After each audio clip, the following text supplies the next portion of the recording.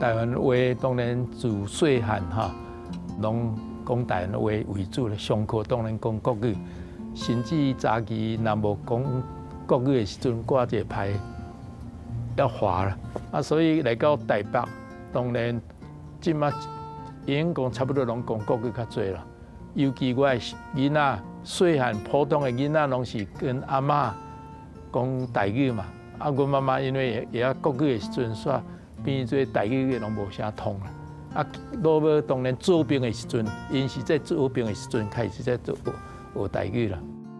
台语因为本身是古语，嘛真有历史，真美丽，尤其咱迄诗词，若用台语发音的时阵，佫较感动啦，较美丽。这个实际上真值得讲，佫甲保留、推广。公司本身上介重要就是讲伊的内容，会用讲较优质啦。